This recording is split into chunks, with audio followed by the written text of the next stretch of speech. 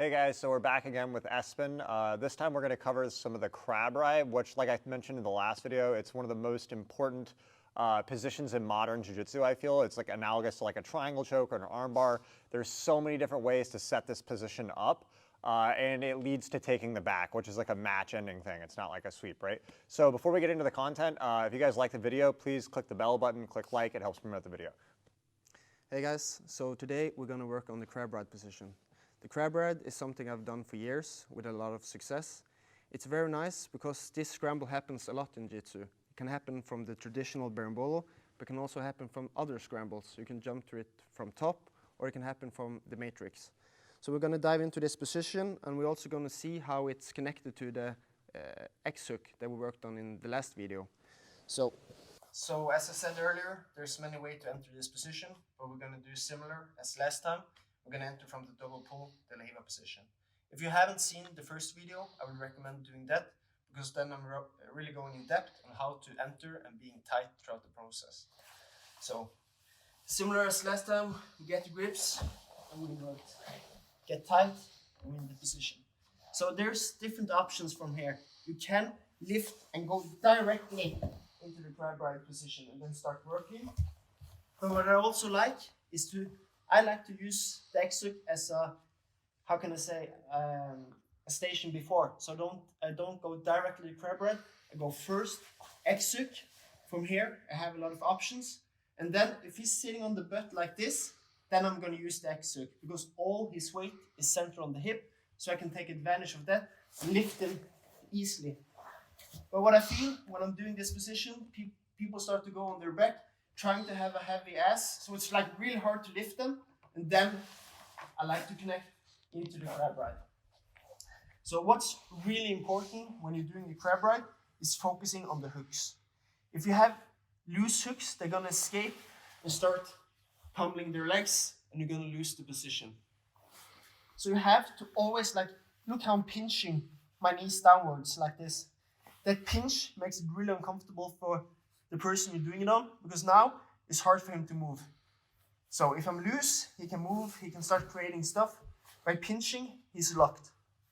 And look, to really get a good pinch, you have to be tripoding. A lot of people, when they're doing the crab ride, they're more like in this position here. So as you see, I'm more like inverted. And that's what a lot of people teach, and it seems to be the way to do it because you're actually in the inversion. But what I feel, I'm losing a lot of power by being here.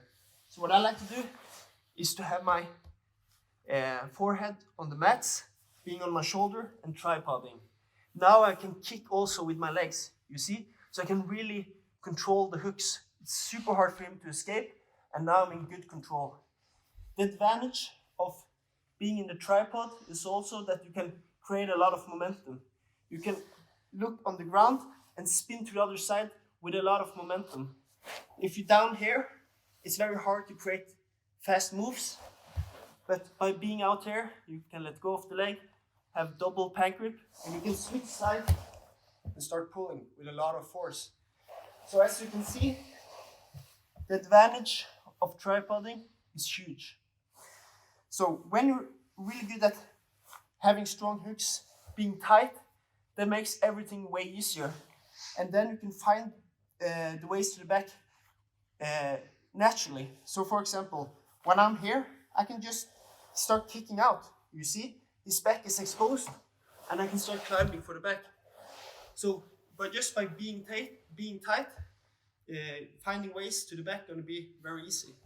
So again, from here, I'm just tight, squeezing, and I'm kicking out. You see, he's exposing his back. I can just drag.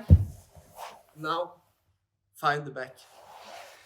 So that's an option, and you can really play around with this position.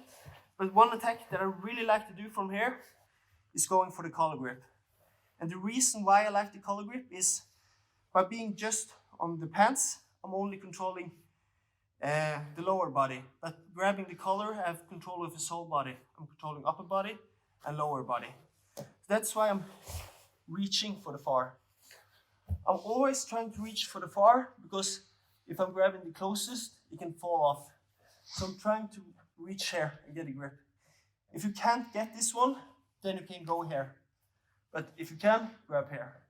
And then, when I get this grip, I like to start going up. While I'm going up, I'm still doing the pinch. If he doesn't do anything, I'm just gonna keep on pinching, exposing his back more and more. Maybe he's gonna have his arm down here, but it doesn't matter, because I'm gonna take my head under and take the back.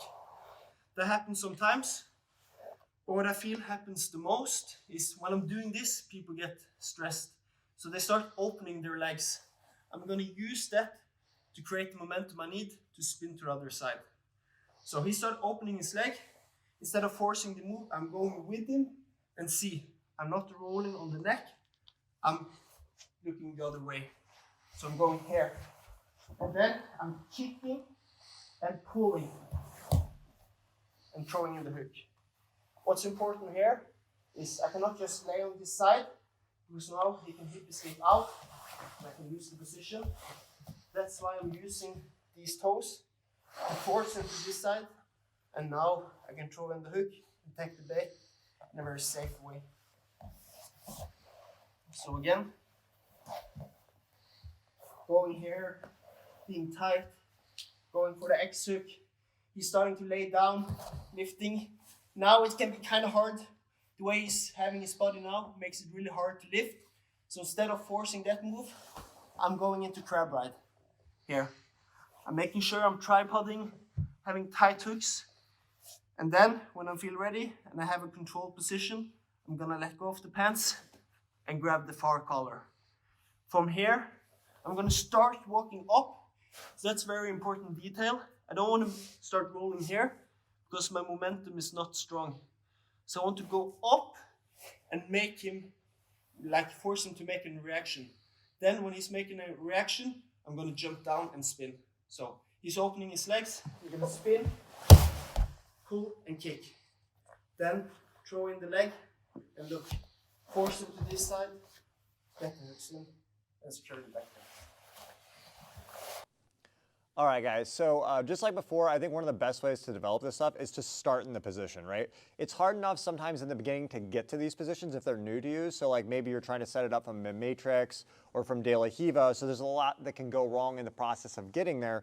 But if you start in the crab ride and you learn to just spend a lot of time in the position and you start to trust your finishes starting from there, then you're gonna be a lot more incentivized when you're regular rolling and trying to set those positions up.